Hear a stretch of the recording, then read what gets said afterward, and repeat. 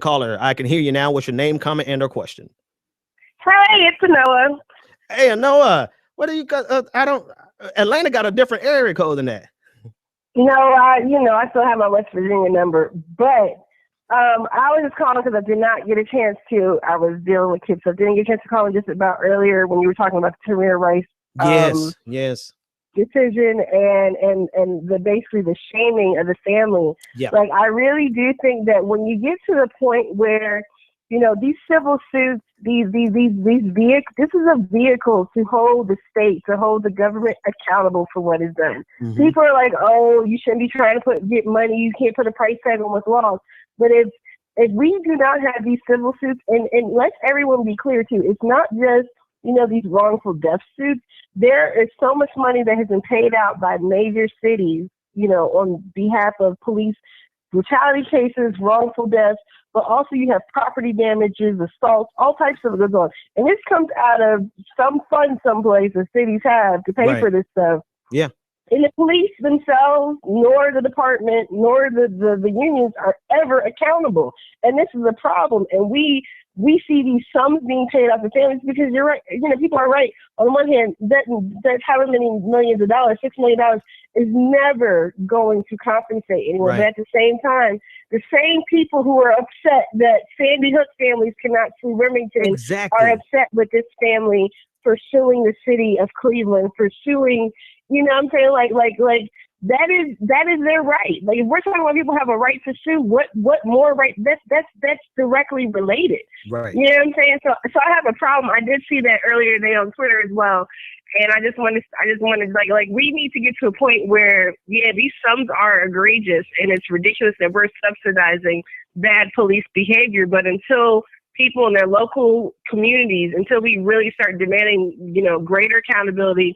I mean, police unions have a lot of power in terms of negotiating their contract, et cetera. Yeah. But until we start figuring out like a better way to address these issues administratively and otherwise, the civil suits are an adequate vehicle for holding the state accountable, the city, the municipality, whatever accountable.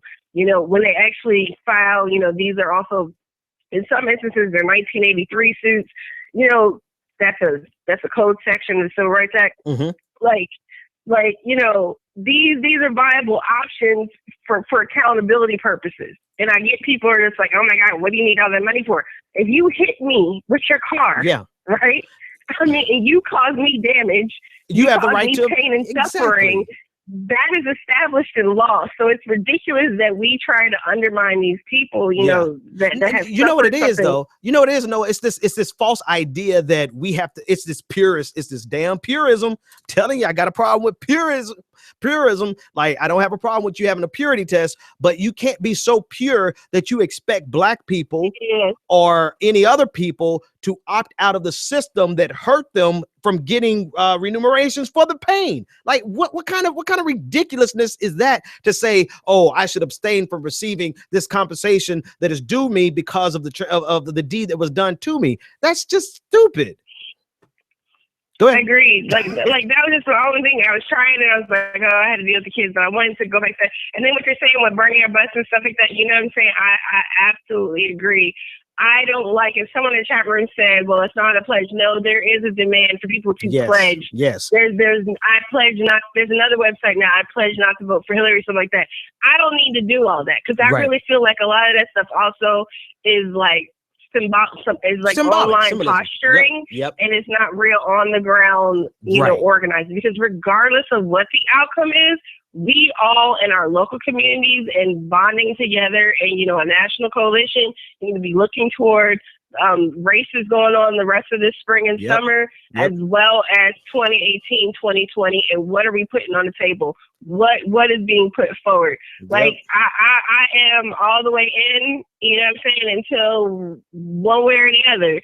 I'm not making a decision about what I do want to do, but I strongly doubt I will vote for Hillary, but I don't need to pledge one way or the other what I will or won't do. That's irrelevant. That's not helping us build the movement, because even though I have friends who support Hillary Clinton, but they're people I know I can count on to actually work on local issues with. So at the same time, I'm not as focused as having this hard line, morally pure line and drawn in the sand as I am trying to figure out who can I work with, regardless of what party registration they're affiliated with. Who can I work with to do what needs to be done locally? So good show this evening. That's all I wanted to call in and say. Appreciate the call, Anoa.